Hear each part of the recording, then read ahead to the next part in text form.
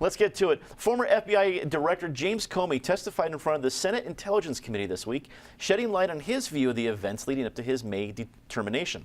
Colorado's congressional delegation weighed in with Senator Michael Bennet and Representative Diana DeGette, both saying that the hearing revealed that we should keep Russia's influence into the 2016 election in focus.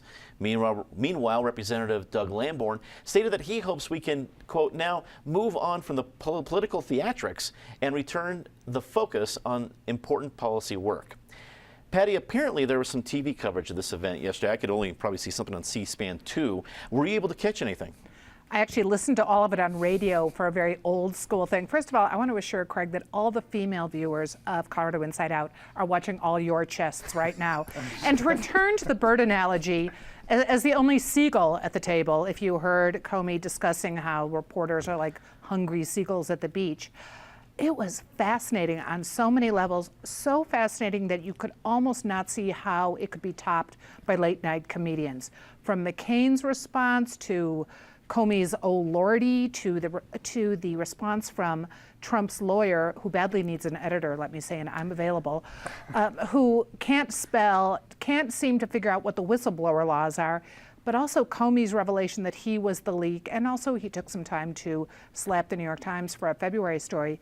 It was amazing. I have to say, theatrics aside, what Russia's involvement in this country's elections is absolutely important to our future policy. We have to keep our elections clear and clean. So even removing the theatrics from it, we should continue at least that much of the investigation. We need to know that.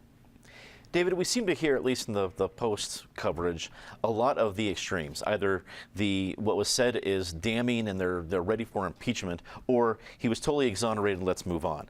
I got to believe, like everything else, it's somewhere in the middle, the reality of the situation. Your take? Well, let's start with it. The core reality is, former Director Comey said, Russia absolutely did attempt to interfere in the U.S. elections. And that's obvious. WikiLeaks is widely and probably correctly suspected of being a Russian intelligence agency proxy. They hacked into the very ill-guarded emails of Democratic operatives, released them, and then embarrassed Hillary Clinton in the process.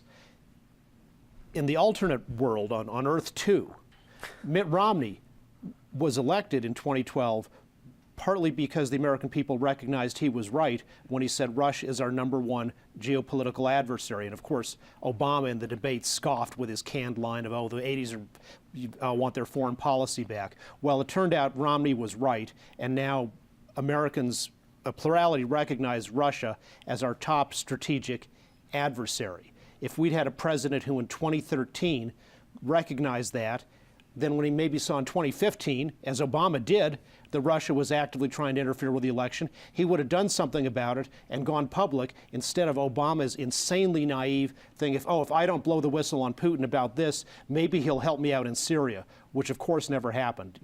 This country would be a lot better off if we were in if we were in Romney's second term right now. But instead, he put his dog on the roof and all that, and so everybody had to hate him and vote against him.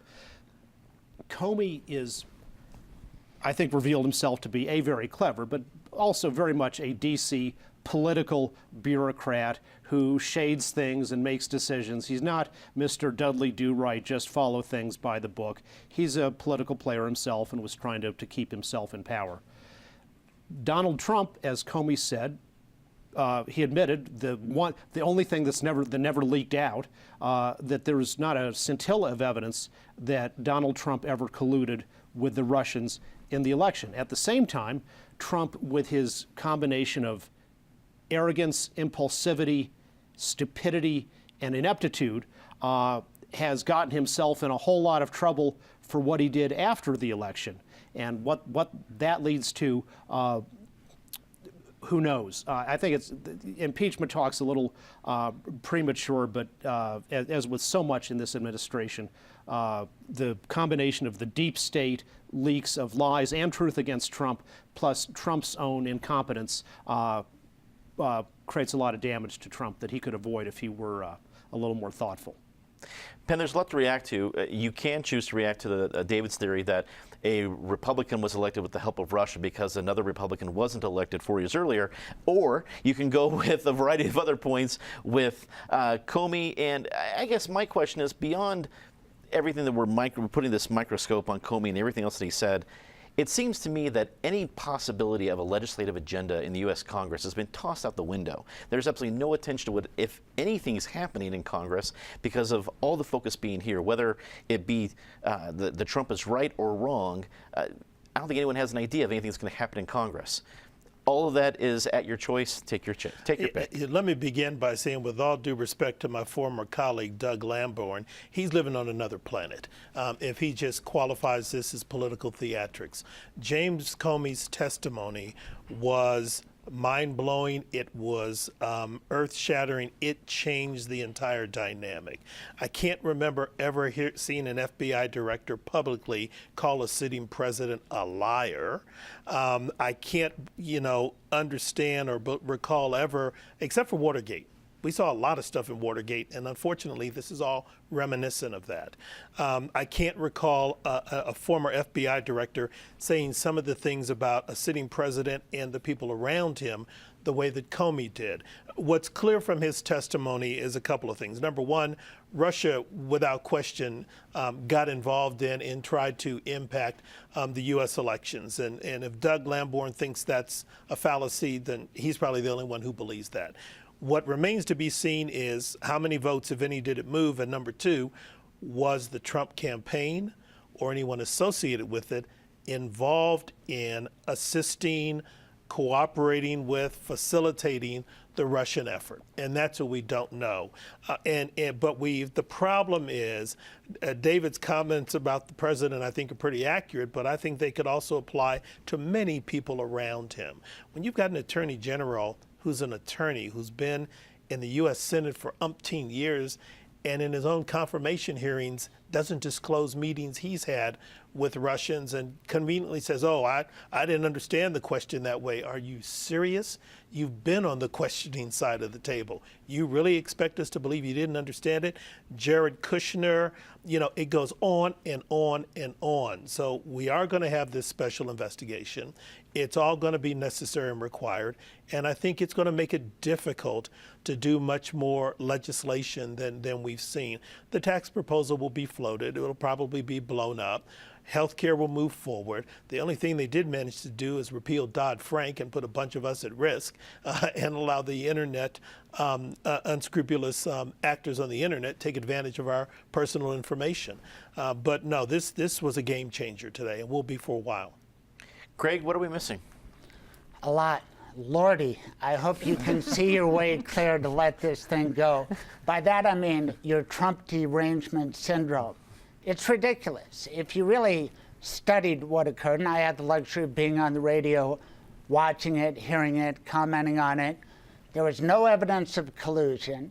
That's the big ticket item, because without collusion on the part of Donald Trump, this whole Democratic theory falls apart. And the leadership of the Democratic Party have been briefed. Comey said that. The Gang of Eight was told Donald Trump is not a target. He's not the subject of an investigation. And it's reasonable for Donald Trump to say to James Comey, hey, you keep telling me this. You tell these Gang of Eight people, could you tell the American public so I can get on with my presidency? But no, instead it's the resistance on the part of the Democrats. Donald Trump's got his flaws, but there's no evidence that he colluded with the Russians. And James Comey more or less embarrassed himself. He's too cute by half. And he did it before when he was October 28th, when he made that statement against Hillary Clinton, and then when he justified it right before he was fired, he said, I saw two doors. One said conceal, the other said speak.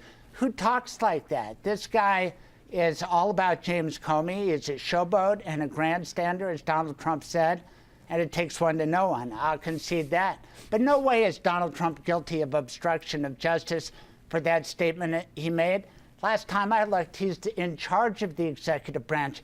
Now, if he's trying to stop an investigation into Flynn because it leads back to him and collusion, that's one thing.